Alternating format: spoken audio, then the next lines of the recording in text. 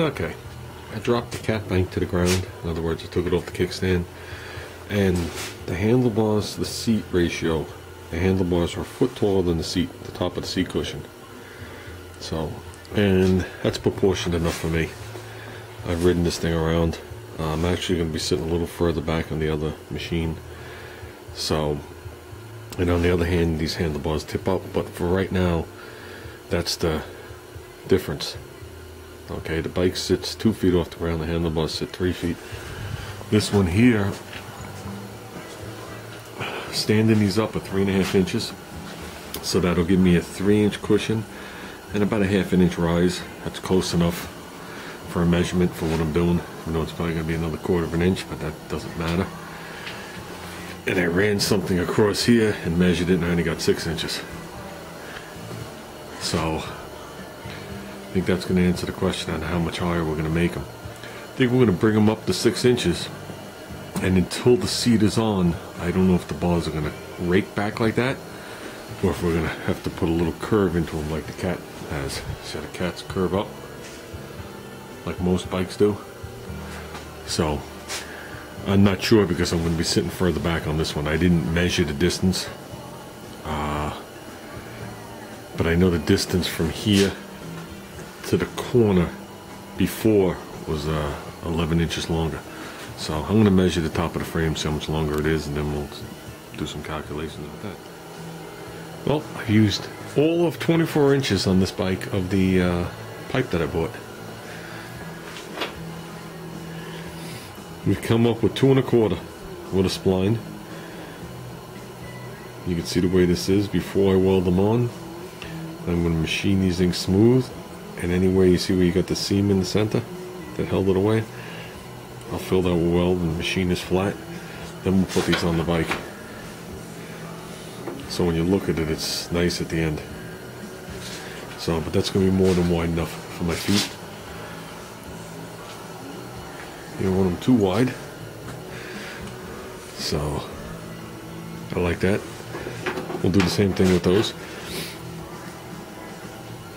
Oh, and another thing I forgot to say is, I'm using these splines. The splines are actually tapped into this pipe. This is 1/8. The bike is made of 16, so what's happening is after these things are in and fully welded, they are getting plug welds, or else the splines are pretty much useless. So same's happening here and on the handlebars. So here are my 6-inch risers with splines on them. We're going to insert in the handlebars. Well, we're going to cut them and see if 6 inches isn't too much, but that's a 6-inch. And I don't know, maybe 1.5 inches. Yeah, 1.5 inch spline. Whoops, into each one. Definitely went further on the splines on this one. The splines on this one went through the whole pipe. I didn't make individual ones, and then they went into each one a good 3 inches. So a lot of load on there. I just wanted to make sure that was all good. There's nothing. This don't even need splines. Just doing it because I got it. There's the original color. Okay. It went from right here to the bottom of this tape, 5 inches, 5 inches. Laid it flat on this, stood up, and it went from the table to the bottom edge of this, and it's 11 3/4 inches. It went from end to end, and it's 20.5 inches. So that's what we're starting with. Okay. We've cut, gave this a basic cleaning. Made these with the splines, gave them a basic cleaning. Cut these, gave them a cleaning. Obviously this isn't straight. It won't be straight until you jig it. So let's put the second one on. Same thing, I marked with yellow the lefts and rights. There is a reason I do that. If the cut I put in the bar is at a different height from left to right and I switch them, one side's going to be taller. So why not just make a quick witness mark? The weight of them just makes them lean back that way. How we're going to do it right now, I'm not sure. But we're not plowing the fields, I can tell you that.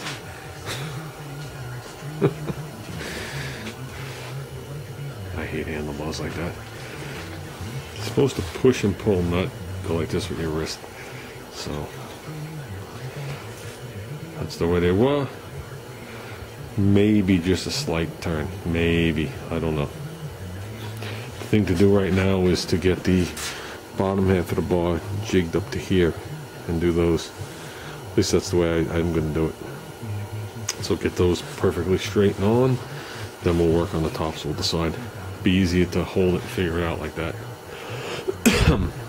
So I don't have a long enough piece of hanger line to do this in one shot, so we got to do it twice. Okay, we got one side clamped in. I don't have a straight edge with me. I used the straight edge of this hanger line just to confirm that it's flat. And it is. I thought it was. So, it's all good. Okay guys, as you know, these bars were perfectly flat. I even checked them before I took them apart and measured them. We want a little bit of an angle on them.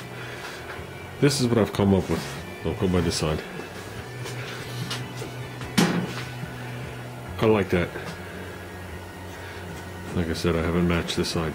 What I did was I laid the bars perfectly flat, jigged them where they were supposed to be, and drew a witness mark. Can you see it there? Right across here, where perfectly flat is. And that's how much I've turned this one. So now I'm going to take a measurement of that, and I'm going to try and transfer it over and see how close we get. Because truthfully, if I get it right, this and all four corners should be on the ground equally, like they just were. So if this one's wrong, it's going to be wrong, you know what I mean? So let's see how close we can get. And I'm going to give that a tack there because I like it. Before I change my mind, it isn't ridiculously back, but it's swept back. And I don't know why I didn't just build new forks. Oh, money, that's right. Okay. Yeah. For what that crap cost a foot, these would be $150 forks to build without any of the center stuff. So, but yeah, I guess that's the reason. Okay, that's where it goes without me rebending it again.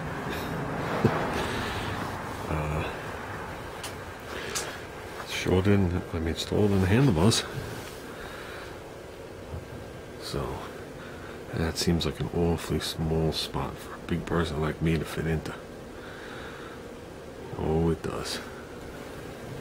I think it's leaning forward a little too. It's leaning this way, I think it should be back. But if I touch this, it's going to fall.